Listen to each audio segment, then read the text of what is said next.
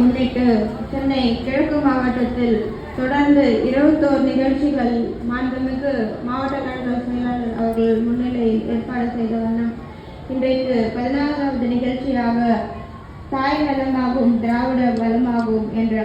தலைப்பில் கர்ப்பிணி பெண்கள் மாணவர்களுக்கு நலத்திட்ட உதவிகளை வழங்க வருகை தந்து சிறப்பித்திருக்கும் சமூக நலன் மற்றும் மகளிர் உரிமைத்துறை அமைச்சர் மாண்புமிகு அன்பிற்கினிய சகோதரி கீதா ஜீவன் அவர்களே, மாவட்டங்களில் பல்வேறு சிறப்பு நிகழ்ச்சிகளை ஏற்பாடு செய்து சென்னை கிழக்கு மாவட்டம் தான் நிகழ்ச்சிகள்லாம் முன்மாதிரி என்ற முன்னோக்கை எடுத்திருக்கும் மாண்புமிகு இந்து சமய அறநிலையத்துறை அமைச்சர் அண்ணன் பி.கே. சேகர்பாபு அவர்களே,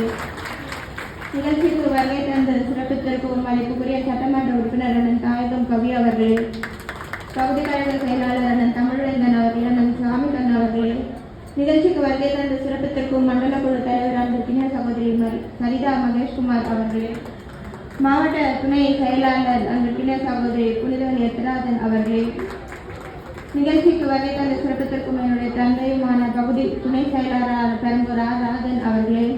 வட்டக்கழக செயலாளர் அண்ணன் கிருஷ்ணகுமார் அவர்களே, அண்ணன் புஷ்பராஜ் அவர்களே, நிகழ்ச்சிக்கு வருகை தந்து சிறப்பித்திருக்கும் மாமன்ற உறுப்பினர்கள் அன்பிற்கினிய சகோதரி சுதா தீனதயாளன் அவர்களே, ராஜேஸ்வரி ஸ்ரீதர் அவர்களே, நிலைக்குழு தலைவர் சகோதரி சாந்தகுமாரி அவர்களே,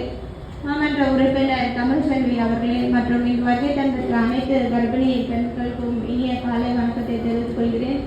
இன்றைக்கு பவள விழாவை திராவிட முன்னேற்ற கழகம் கொண்டாடி வருகின்ற நிலையில் பெண்களுக்கென்று தனித்துவத்தை இன்றைக்கு மாண்புமிகு தமிழ்நாடு முதலமைச்சர் அவர்கள் வழங்கி வருகிறார்கள். பெண்களுக்கான ஆட்சி என்றால் இன்றைக்கு நம்முடைய மாண்புமிகு தமிழ்நாடு முதலமைச்சர் அவர்கள் எடுத்து செல்லும் திராவிட மாடல் ஆட்சி தான். பெண்களுக்கென்று பல்வேறு திட்டங்கள் போன்று இன்றைக்கு பவள விழாவை முன்னிட்டு கர்ப்பிணி தாய்மார்களுக்கு நல்ல ஆரோக்கியத்தோடு நல்ல சுகப்பிரசவம் இருக்க வேண்டும் என்ற நிலையில் இன்றைக்கு இத்திட்டத்தை மாண்புமிகு இந்து சமய அறநிலையத்துறை அமைச்சர் அவர்கள் ஏற்பாடு செய்துள்ளார்கள். அனைவருக்கும் நல்ல சுகப்பிரசவம் பிறக்க இறைவனை வேண்டிக் கொள்கிறேன். நன்றி.